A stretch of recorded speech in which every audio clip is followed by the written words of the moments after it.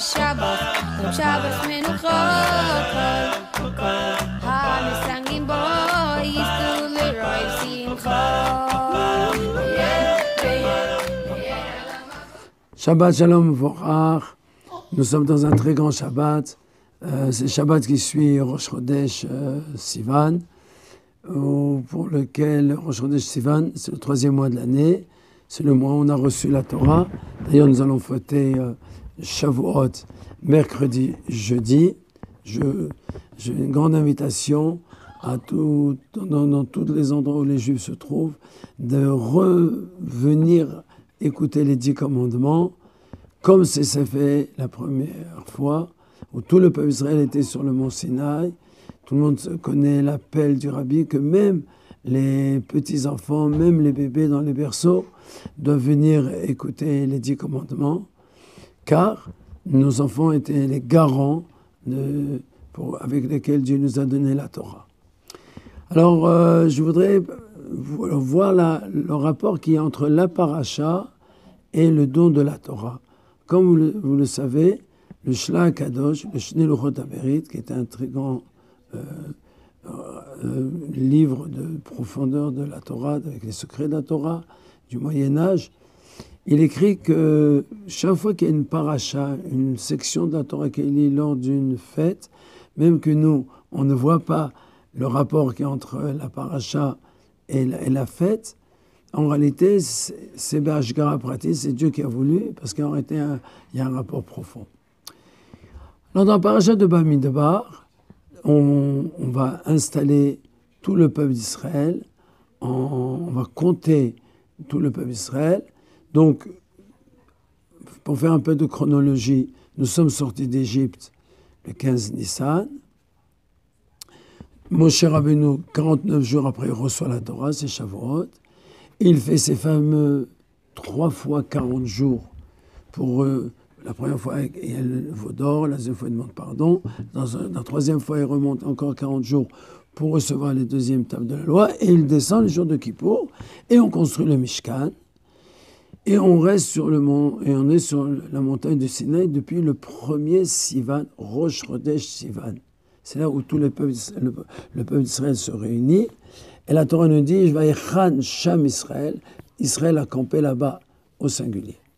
Pourquoi au singulier?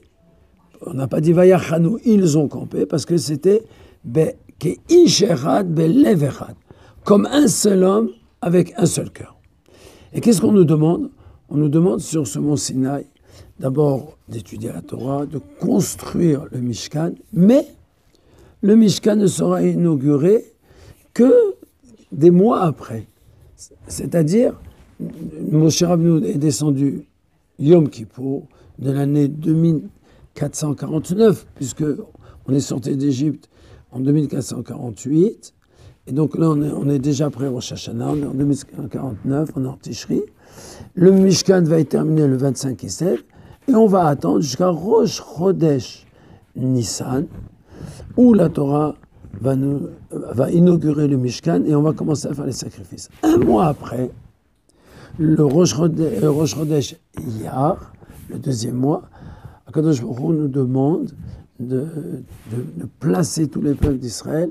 Alors, 3 tribus devant, 3 tribus derrière et 3 tribus à droite et à gauche, avec un ordre précis, qui dirige les tribus, etc.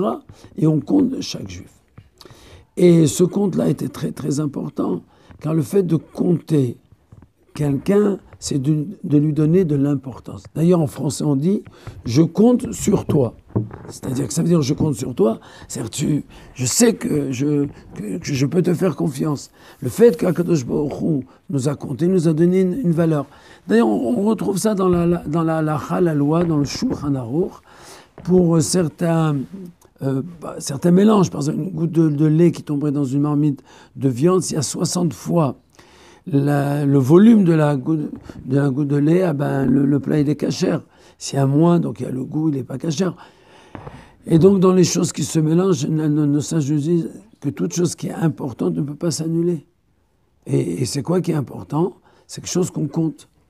Donc le fait que Akadosh Baruch Hu a compté le peuple d'Israël, Donc il a fait en sorte de leur donner une importance qu'ils ne peuvent plus se mélanger dans aucune nation, dans aucune nation du monde. Ils resteront toujours comme l'huile qui va toujours remonter à la surface. Donc le peuple d'Israël est prêt à faire son travail dans ce monde-là et de donner résidence à Dieu dans ce monde-là, après que le peuple d'Israël a reçu la Torah. Et qu'est-ce qu'on nous demande de faire? On nous demande de faire un Mishkan où on va faire des sacrifices.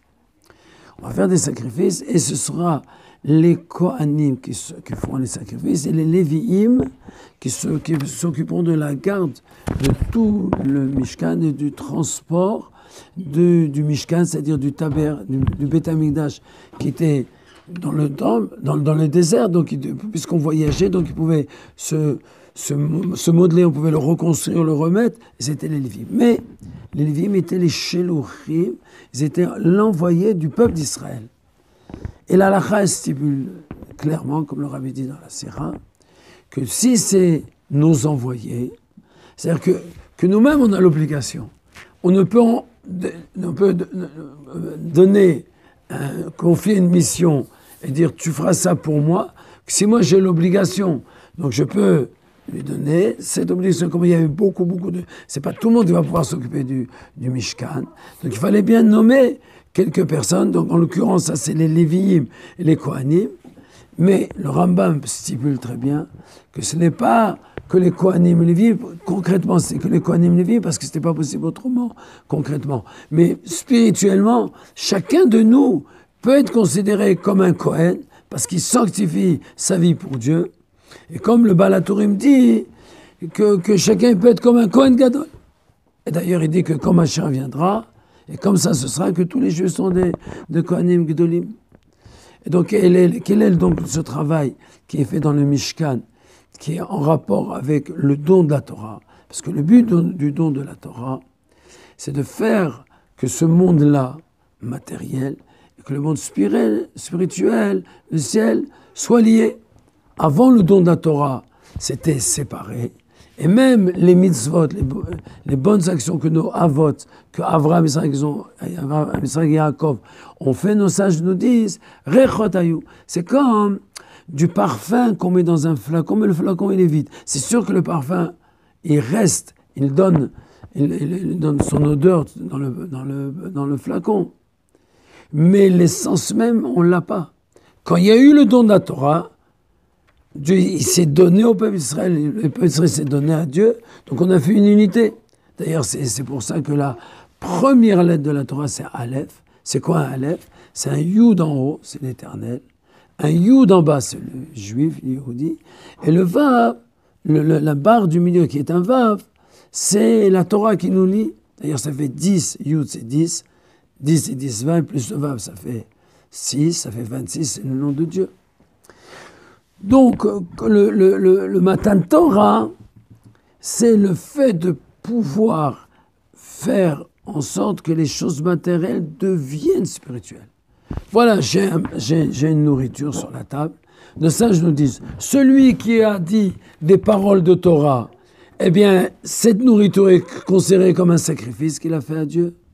Mais si quelqu'un, il a pris sa table, il n'y a pas donné un sens spirituel, parce que le repas, c'est on se réunit, on est ensemble. Donc il faut tout de suite, puisqu'on est ensemble, quelle est la première chose qu'on doit faire? Reconnaître l'Éternel, voir sa grandeur, c'est lui qui nous a donné cette nourriture. Parler de toute réunion doit être faite pour sanctifier le nom de Dieu, d'une manière naturelle. Et si maintenant on n'a pas sanctifié le nom de Dieu, nos saints nous disent que ce repas, c'est un repas qui est repoussant. On parle du même repas, les mêmes ingrédients, la même table. Mais quel est le but qu'on donne? Et c'est ça, le don de la Torah. On peut faire des choses les plus simples possibles. Mais si on lit ça avec Dieu, ça fait une seule chose. Donc c'est pour ça qu'en réalité, le don de la Torah était le 3e jour. C'est-à-dire, je veux dire, le 3e mois de l'année, c'était avec Moshe qui était le 3e enfant, Myriam, Aaron, Moshe. La Torah elle-même est partagée en 3 parce que ce chiffre 3, ça représente le shalom.